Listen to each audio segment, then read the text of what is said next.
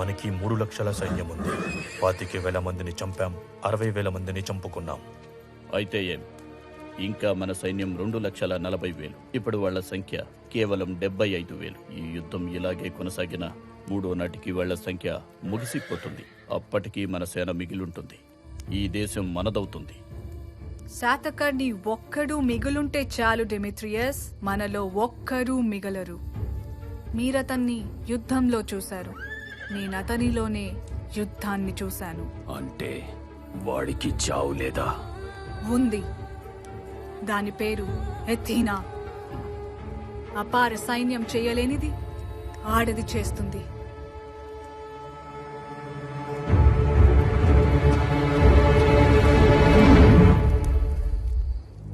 రోజులు గడిచే కొద్దీ మన సైన్యం నశిస్తూ ఉంటుంది. ఒక్క రోజులో యుద్ధం ముగిసిపోవాలి. 3 లక్షల సైన్యాన్ని ఒక్క రోజులోనా? ఇది అసాధ్యమైన కార్యం. ఆకాశాన్ని ఆవరించిన నక్షత్ర మండలంలో ఆహవరంగాన్ని మనం ఆవహించాలి. ఒక క్రమాన్ని అనుసరించకూడదు. ఎవడెటు వెడుతున్నాడు, ఎటు నుంచి వస్తున్నాడు, అటు సేనకు అర్థం కాకూడదు. మన అశ్వాలు మన మాట కూడా వినకూడదు.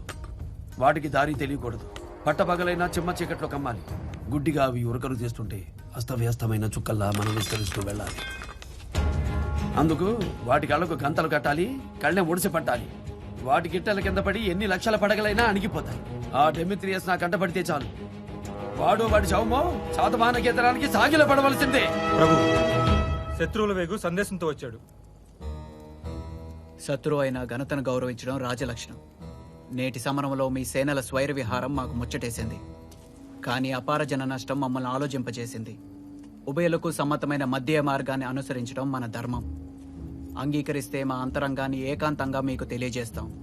ఆహ్వానిస్తారని ఆశిస్తూ యవన సామ్రాట్ డెమిత్రియస్. ప్రభు, నమ్మవద్దు. ఇది పగవాడి పన్నుగడ. ప్రజాక్షేమమన్న మాటకు తలవంచడం ప్రభు బాధ్యత. సమ్మతమే. రమ్మను.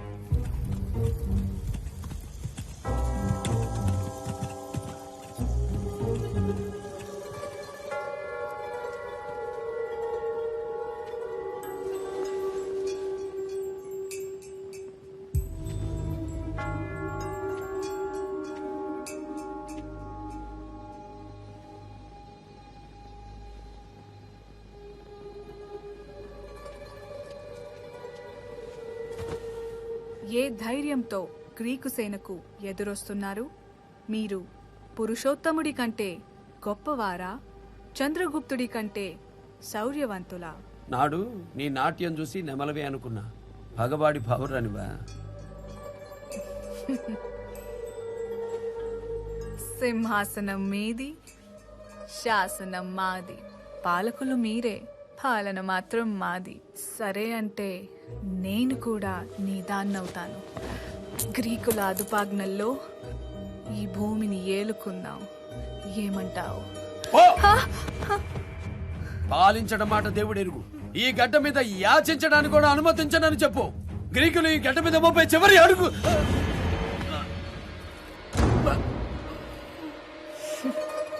ఇప్పుడు నీ రక్తంలో ఉంది రోషం కాదు, విషం.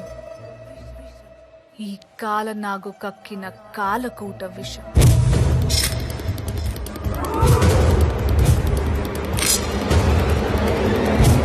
నీ గొంతు మూగబోయింది.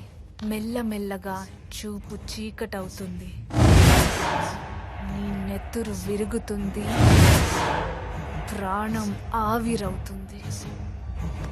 నేను పావురాన్ని మాత్రమే కాదు శాతకర్ణి. కళ్యాణ దుర్గంలో నువ్వు ప్రాణాలు తీసిన పరిత ప్రియురాలిని.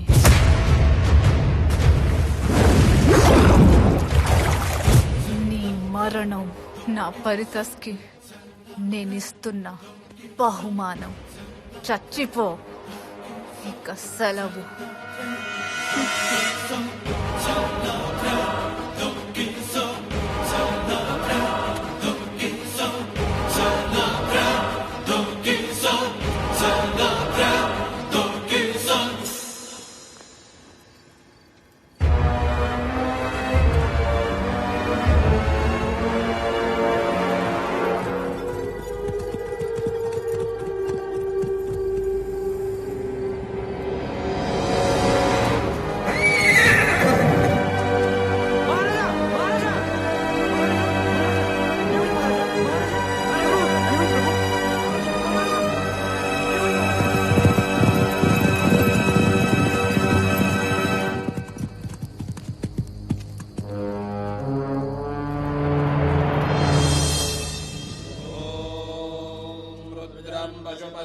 पुराणं नीलकण्ठमुमापतिं नमामि शिरसा देवं किं नो मृत्यु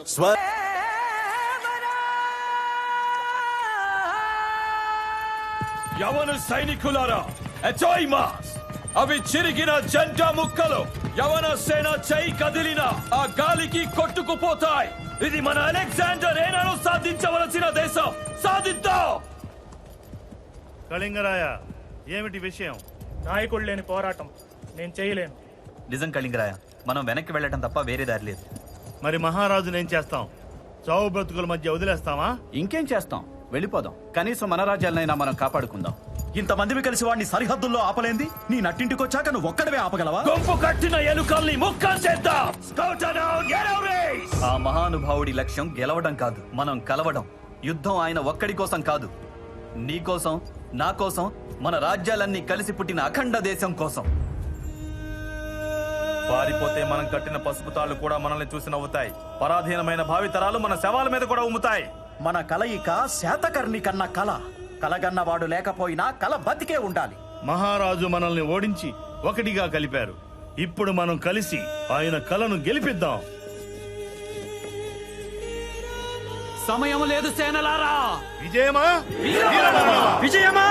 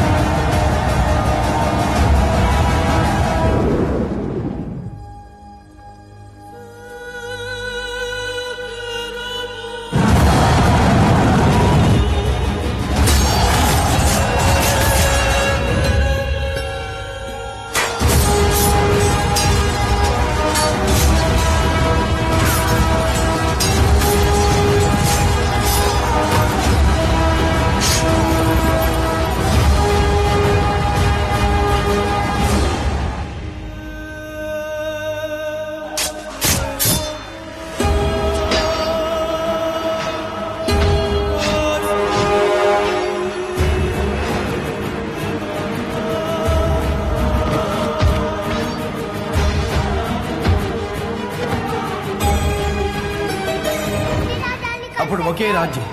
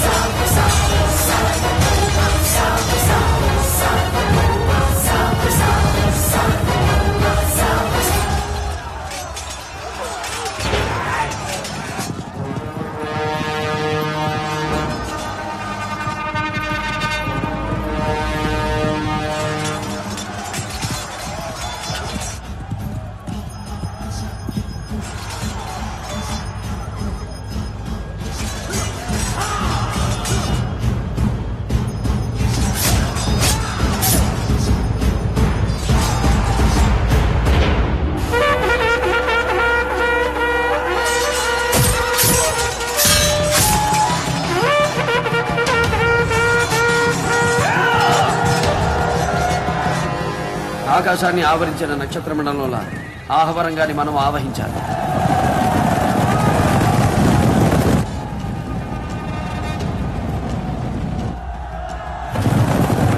ఒక క్రమాన్ని అనుసరించకూడదు. ఎవడెటు పెడుతున్నాడు, ఎటు నుంచి వస్తున్నాడు, అటు సేనకు అర్థం కాకూడదు. మన అశ్వాలు మన మాట కూడా వినకూడదు. వాటికి దారి తెలియకూడదు. పట్టపగలైనా చిమ్మ చీకట్లో కమ్మాలి. గుడ్డిగా అవి ఉరకలు చేస్తుంటే అస్తవ్యస్తమైన చుక్కల్లా మనం విస్తరిస్తూ వెళ్ళాలి.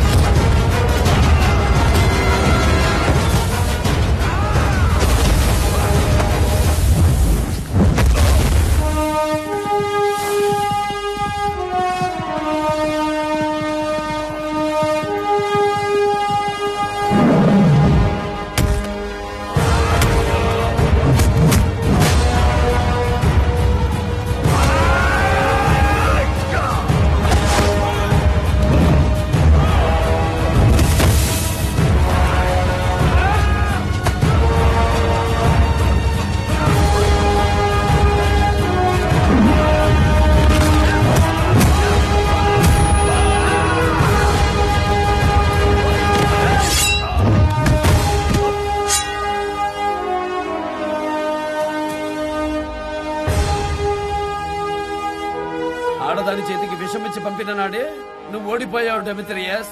అయినా నీ వల్ల మేలే జరిగింది.